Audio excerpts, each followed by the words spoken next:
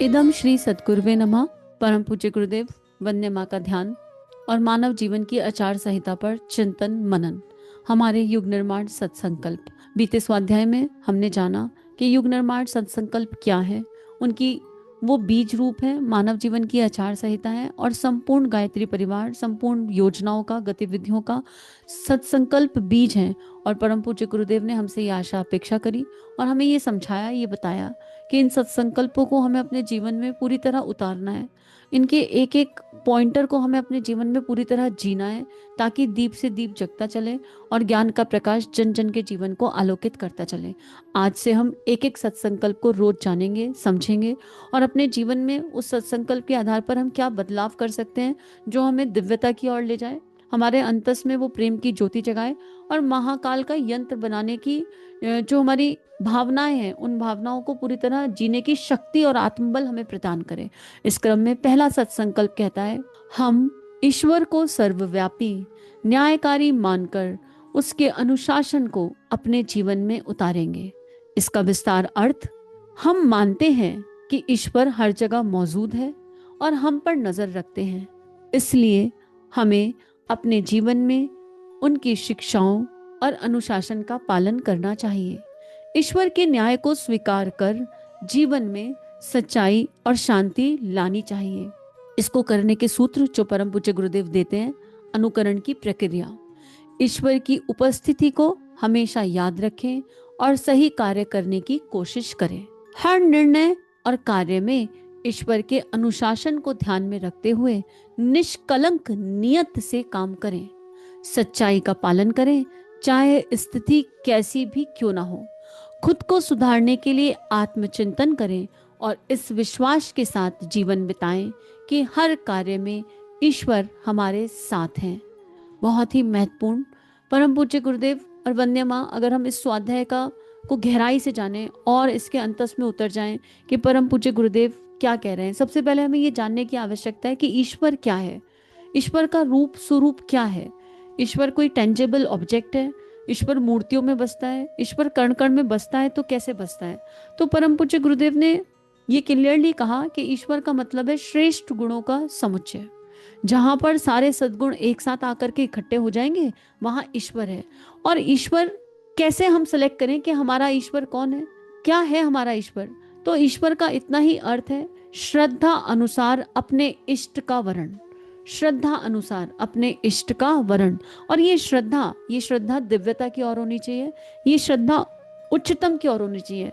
अभी जब हम दैहिक जीवन में होते हैं तो हमारी श्रद्धा, हमारा विश्वास मोह आसक्तियों के कारण अपने भाई बंधु माता पिता पर टिक जाता है और हम उन्हीं की खुशी के लिए पूरा जीवन जीना शुरू कर देते हैं और मानव जीवन की जो आधारशिला है उसको भूल जाते हैं। उसी पर यहाँ प्रकाश डाला जा रहा है कि वो ईश्वर सर्वव्यापी है। एक वाईफाई तो हमारे घरों में लगा हुआ है और उस कनेक्शन से हमारी सारी डिवाइसेस चल जाती हैं, पर एक वाईफाई भगवान का भी लगा हुआ है और वो वाईफाई से मानव देह चल रही है, हमारे मन विचार कर्म चल रहे हैं। तो हम उस वाईफाई को हमेशा याद रखें, हम याद रखें कि अगर हम कोई गलत काम कर रहे हैं तो हम पकड़े ना जाएं। हो सकता है हम संसार में कोई गलत काम करें तो हमें संसार में कभी कोई पकड़ ना पाए। हमने जीवन जिया और हम मृत्यु को प्राप्त हो गए, पर हमारे करे हुए गलत कर्मों को कोई ना देख पाया, कोई ना जान पाया कि हमारा मन कितना कलुषित है, हम कहाँ चोरी कर रहे हैं, कहाँ डकैती डाल रहे हैं, क्या गलत काम हम कर रहे हैं। गलत काम बहुत तरीके के होते हैं, उनकी कोई श्रेणियां नहीं होती और हम सब कहीं ना कहीं कुछ तो भूल करते हैं। पर हमें ये याद रखना चाहिए कि कोई है जिसकी नजर में हम हैं। वो कहते हैं ना, नजर में रहते हो पर नजर नहीं आते। वो ईश्वर हमें दिखाई नहीं पड़ते, क्योंकि गुरुदेव लिखते हैं ये बात कि ये जो चमड़ी है ना, हम जो है इस चमड़े की आंख से उस परमात्मा को देखने की कोशिश करना चाहते हैं तो इस चमड़े की आंख से वो दिखेगा नहीं। लेकिन हमें वो दिखे या ना दिखे, इससे कोई अंतर नहीं पड़ता, वो हमें लगातार देख रहा है। तो अगर हम ये याद रखेंगे कि कोई हमें देख रहा है लगातार, तो जैसे बच्चा स्कूल जाता है तो टीचर के सामने शैतानी नहीं कर पाता है, प्रिंसिपल देख ले तो एकदम अलर्ट होकर के बैठ जाता है, सही तरीके से बैठ जाता है। अगर हम अपने ऑफिस में जाएंगे तो अपने बॉस के सामने चिकम चिल्ली नहीं मचाएंगे, अपने बॉस के सामने लड़ाई झगड़ा नहीं करेंगे। हम मॉल में जाएंगे तो हम वहां पर सभ्यता से जीवन जिएंगे। तो जब हम संसार में कहीं भी जाते हैं तो वहां के वातावरण के अनुसार सभ्यता को जीने लगते हैं। जब हम आत्मिक दुनिया में जाते हैं, जब हम अंतःकरण में प्रवेश करते हैं, तो हम ये कैसे भूल सकते हैं कि कोई है हमें जो देख रहा है। और जब हम ये स्मरण रखेंगे कोई हमें देख रहा है, तो हम कोई भी गलत काम नहीं करेंगे। और हम इतने समझदार हैं कि हमें पता होता है कि हम कब गलत कर रहे हैं, हमें अच्छे से समझ में आ रहा होता है। लेकिन हमें लगता है कौन सा किसी ने मुझे देख लिया। बस आज के बाद एक ये स्मरण शक्ति। उसके बाद जब भी हम कोई निर्णय लें, डिसीजन मेकिंग एबिलिटी बहुत मानव जीवन में बड़ी महत्ता रखती है, निर्णय लेने की जो क्षमता है। और जिन लोगों के पास डिसीजन मेकिंग एबिलिटी नहीं होती, कहीं ना कहीं उनका सेल्फ कॉन्फिडेंस डावाडोल हो जाता है। और जब हम सत्यनिष्ठ होके चलेंगे ना, जब हम बहुत, हमारे कॉन्सेप्ट बहुत क्लियर होंगे कि क्या करने योग्य है, क्या करने योग्य नहीं है, जब हमें ये क्लियरिटी से पता होगा, तो हमको निर्णय लेने में तकलीफ नहीं होगी। हमारे निर्णय हमेशा मैं और मेरा से दूर होने चाहिए, अपनी स्वार्थी सोच से दूर होने चाहिए। गुरुदेव ने हमेशा ये समझाया, ये बताया कि कोई भी डिसीजन हम लें तो व्यापक सोच के साथ लें, बड़ी सोच के साथ लें, वसुधैव कुटुंबकम की सोच के साथ लें। यहाँ तक कि जब हम एक कोई चिप्स का पैकेट घर में लाकर काट रहे हैं ना, तो वो चिप्स का पैकेट हमने काट तो लिया और हमने अपनी स्वाद ग्रंथियों को सेटिस्फाई कर लिया, लेकिन वो एक व्यापक निर्णय नहीं था। वो निर्णय ऐसा नहीं था कि इसने मदर अर्थ को कंट्रीब्यूट किया हो, इसने ब्रह्मांड को कंट्रीब्यूट किया है। क्योंकि वो जो चिप्स का पैकेट जब धरती पे जाएगा तो वो पोल्यूशन फैलाएगा, और पेट के लिए भी कोई अच्छी चीज़ तो है नहीं वो। तो ऐसे जब हम बारीक बारीक चीज़ों में, और ये फिर हमें याद रखना है कि हमें अपने लिए अप्लाई करना है। परम पूज्य गुरुदेव ने कल कहा कि एक एक सत्संकल्प की एक एक लाइन केवल आत्मचिंतन का केंद्र बिंदु बने, किसी और के बारे में सोचना ही नहीं। हम इतनी बात को सुन लें और तुरंत अपने बच्चों पर अप्लाई करना शुरू कर दें, नहीं, बिल्कुल भी आवश्यकता नहीं है। बच्चे, परिवार वाले जो देखेंगे वो सीख जाएंगे। अगर हम कुछ ऐसा कर रहे हैं जो उचित है, नैतिक है, आदर्शों के अनुसार है, वैल्यूज और प्रिंसिपल्स के अनुसार है, शास्त्रों के अनुसार है, अंतरात्मा उसकी गवाही दे रही है और वो किसी का दिल दुखाने वाला काम नहीं है, और हम उसे लगातार करेंगे, तो वो एनर्जी हमारे आसपास के क्षेत्रों में, हमारे परिवार में, हमारे समाज में अपने आप ट्रैवल कर जाएगी। बस हम अपने आप से पूछ लें। तो ये तो बहुत एक छोटा एग्जाम्पल था, लेकिन हमें छोटे से छोटा और बड़े से बड़ा निर्णय दो चीज़ों को ध्यान में रख के लेना है। एक, अनुशासन अर्थात डिसिप्लिन, और दूसरा निष्कलंक नियत। इंटेंशन और इंटेंसिटी मैटर करता है। हमारी किसी ने बहुत दान दिया, लेकिन दान देने के पीछे की इंटेंशन अगर लोकेशना है, तो भगवान के खाते में वो दान काउंट नहीं होगा। भले ही स्थूल देह से स्थूल संसार बहुत वाही वाही करे कि हम कितने दानी हैं, हम कितने बढ़िया इंसान हैं, लेकिन ईश्वर जो देखता है वो नियत देखता है, भावना देखता है। फिर सच्चाई का पालन चाहे किसी भी स्थिति में हो। मानव जीवन की नींव को धर्म और सत्य बताया गया। जब जब धर्म की हानि होगी तब तक भगवान का प्राकट्य होगा। जब जब सत्य की हानि होगी, जब धर्म की हानि कब होती है, जब सत्य नींव से हट जाता है। सत्य का मतलब कौन सा सत्य है? एक सत्य तो वो है, एक कहानी आती है बड़ी प्यारी की, एक गौ माता, एक कसाई था, एक गौ के पीछे पीछे पीछे पीछे भाग रहा था। गौ माता ने एक ऋषि की शरण ली, साधु की शरण ली। वो साधु मौन साधना में रहते थे, बोलते नहीं थे, और अपना जीवन एक बहुत श्रेष्ठतम जीवन जी रहे थे। और वो गौ माता वहां छुप गई। कसाई पीछे पीछे आया और उन्होंने साधु से पूछा, आपने वो गौ माता को देखा कहीं, गाय को देखा कहीं? भाग रही थी, मेरा शिकार है वो। और साधु अपने सत्य की रक्षा कर रहे थे, और अपने सत्य की रक्षा करने में उन्होंने गौ का एड्रेस बता दिया। लेकिन हमें ये विचार करने की आवश्यकता है, क्या उन्होंने ये सही सत्य की रक्षा करी? जब युग धर्म और स्वधर्म के बीच में चुनाव आएगा, साधु ने स्वधर्म तो शायद निभा लिया, लेकिन करुणा संवेदना मिसिंग हो गई। गौ माता को कसाई काट करके ले गया। तो कसाई के हिस्से में जितना आएगा ना, उससे कई गुना ज्यादा उन साधु के हिस्से में गौहत्या का पाप आएगा। तो कई बार सच्चाई का पालन करना है, स्थिति चाहे कैसी भी हो, तो हमको ये समझना होगा कि गुरुदेव कौन से सत्य की बात कर रहे हैं। गुरुदेव आत्मिक सत्य की बात कर रहे हैं, भावनाओं के सत्य की बात कर रहे हैं, उस सत्य की बात कर रहे हैं जो सबका मंगल करता हो, उस सत्य की बात करते हैं जो समष्टि को कंट्रीब्यूट करता हो, उस सत्य की बात कर रहे हैं जो हमारी आत्मा में दिव्यता का प्रकाश जगाता हो। हम कौन से सत्य को जी रहे हैं, हमें ये देखना होगा अपने अंतःकरण में झांककर। हम तो पल पल में झूठ बोल देते हैं, हमें पता ही नहीं चलता कि हमने दिन भर में कितनी बार झूठ बोला। और मैक्सिमम झूठ हम अपने अहम के पोषण के लिए बोलते हैं, या अपनी तिजोरियों को भरने के लिए बोलते हैं। कहीं ना कहीं हम झूठ उसी काम के लिए बोलते हैं। तो परम पूज्य गुरुदेव हमें सच्चाई का पालन करना यहाँ सिखा रहे हैं। फिर खुद को सुधारने के लिए आत्मचिंतन करें और इस विश्वास के साथ जीवन बिताएं कि ईश्वर हर कार्य में हमारे साथ है।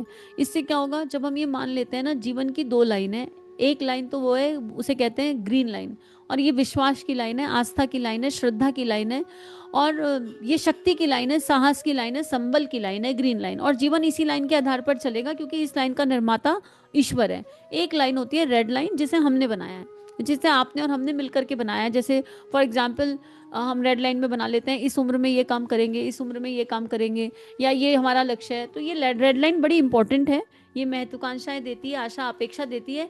ये रेड लाइन हमको बनाने की आवश्यकता भी है, बनानी भी चाहिए, लेकिन हम इस रेड लाइन के परिणाम पर आश्रित नहीं हो सकते। भाई मैंने सोचा है कि मुझे इस ईयर में ये वाली डिग्री हासिल करनी है, पर हो सकता है कि ईयर 1-2 साल आगे पीछे हो जाए, हो सकता है कि ना डिग्री मिले, लेकिन मुझे ये विश्वास करना होगा कि मुझे केवल अपना कर्म करना है, बहुत अच्छे से अपना कर्म करना है, पर परिणाम के बारे में नहीं सोचना। क्योंकि कोई है जो मेरे जीवन को चला रहा है, और वो मेरे मन का हो तो बहुत अच्छा, मेरे मन का हुआ तो रेड लाइन एग्जीक्यूट हो गई, ठीक है, उस रेड लाइन में भगवान का आशीर्वाद मिल गया। पर मेरे मन का नहीं हुआ तो ईश्वर की वो जो ग्रीन लाइन है उसके फ्लो में चलते हैं ना, उसके फ्लो में जाने में क्या प्रॉब्लम है।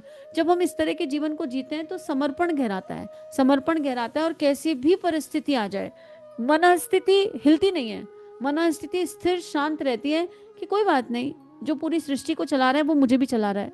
और फिर यहाँ पर कर्म योग बहुत स्ट्रांग हो जाता है। इसका ये कतई मतलब नहीं है कि हम कर्म नहीं करेंगे, क्योंकि red line is the line of Karma. एक तरह से देखा जाए हमें कर्म तो करना है, पर कर्म के फल पर चिपकना नहीं है, और कर्म से नहीं चिपकना। और ये बात, और ये आएगा ही तभी जब हम इसका लगातार प्रयास करेंगे। और जो निष्कलंक भाव से काम करेगा, जिसकी नीयत ठीक हो जाएगी ना, उसकी ये घबराहट अपने आप दूर हो जाएगी। तो इतनी खूबसूरती से परम पूज्य गुरुदेव ने हमें ये संकल्प बताया। अब जब इसका ब्रेक डाउन करते हैं, जिस ब्रेक डाउन की हम कल बात कर रहे थे कि परम पूज्य गुरुदेव ने सारे संकल्पों का एक सहज ब्रेक डाउन दिया, ताकि हमें ये स्मरण में रह जाए, जैसे किस शब्द का क्या अर्थ है, हमारे लिए आसान हो जाएगा। तो जब हम इसका ब्रेक डाउन करते हैं तो ईश्वर शब्द का अर्थ जो निकल कर आता है वो यही है कि श्रद्धा अनुसार इष्ट का वर्ण, ईश्वर में इष्ट छुपाए, और वर, ईश्वर वर में वर्ण छुपाए। फिर सर्वव्यापी शब्द का अर्थ आता है, अर्थात जो मेरा सर्वस्व है। जब मैं ये मान लूंगी कि मैं तुझ में हूँ और तू मुझ में है, और फिर मेरी कोई सत्ता ही नहीं है, तू ही तू है, और फिर मैं कहूँ कि मैं हूँ या तू है, इसका भेद खत्म है। तो इसका मतलब वो मेरा सर्वस्व है, मेरी श्वास है, आंख है, नाक है, कान है, इस देह में मेरा कहने के लिए कुछ भी नहीं है। अगर मेरा कहने के लिए कुछ है तो वो मेरा ईश्वर है, और वो जो मेरा सर्वस्व है वो सर्वत्र विद्यमान है। जब हम ये सोचते हैं कि वो सर्वस्व सर्वत्र विद्यमान है, तो उसमें बेनिफिट क्या होता है, हर किसी में ईश्वर का दर्शन करना सरल और सहज हो जाता है, कठिनाई नहीं आती।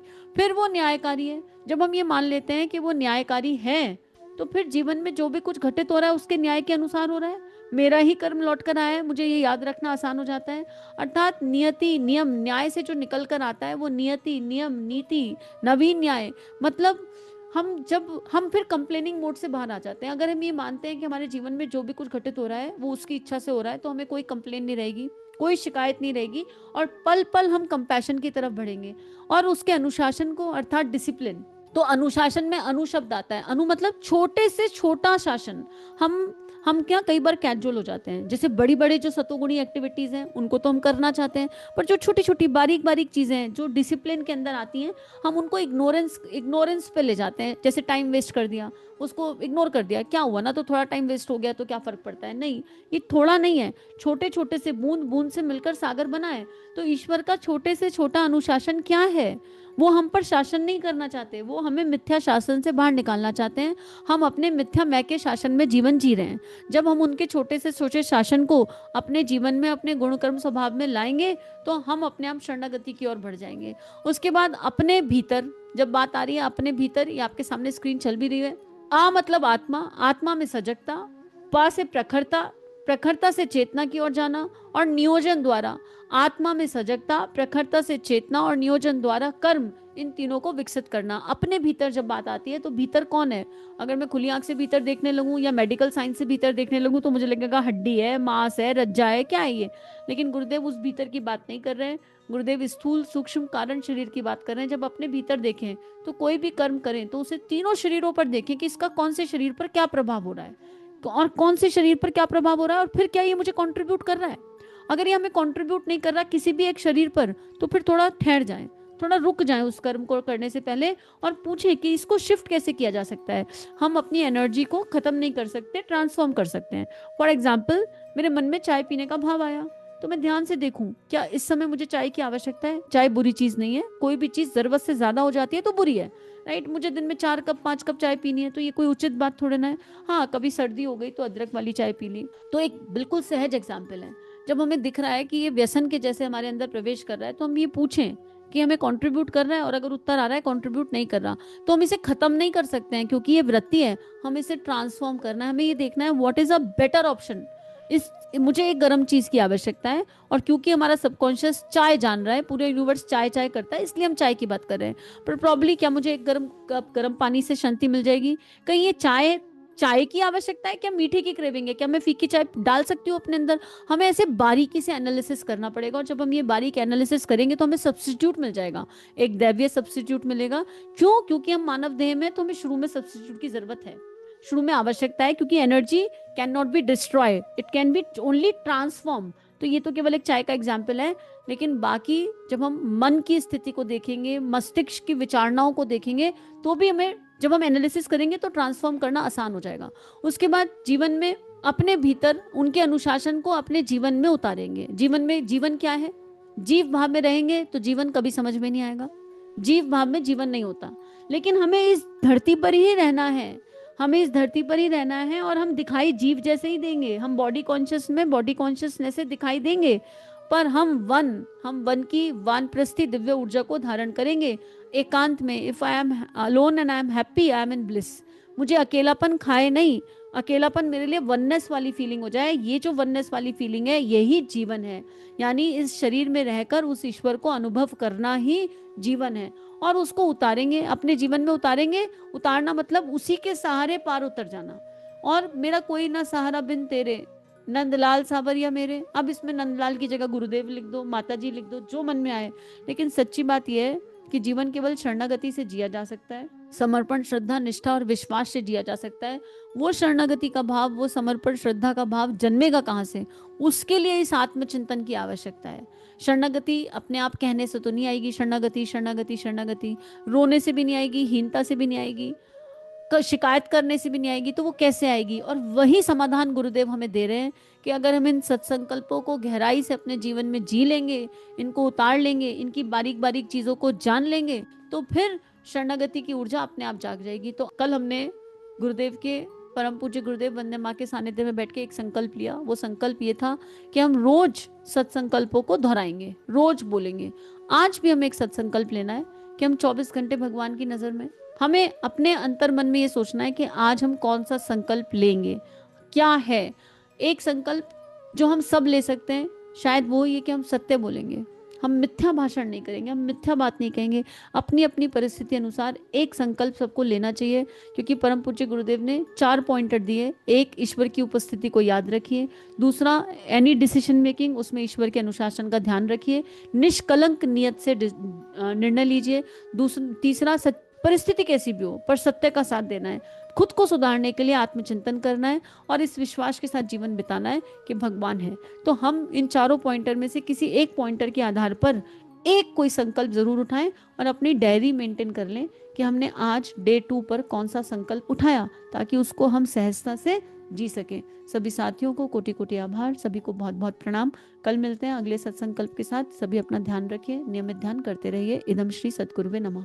चलिए समाज में कुछ अच्छा बांटें। अगर ये भावनाएं आपके अंतःकरण को स्पर्श कर रही हैं और आपका परिवर्तन हो रहा है, तो इन भावनाओं को विश्वव्यापी बना दीजिए। चैनल को लाइक कीजिए, सब्सक्राइब कीजिए, और वीडियो को पूरी दुनिया में फैला दीजिए, ताकि ऋषियों की और संतों की लेखनी से जन जन का जीवन बदल सके। जय हिंद, जय भारत।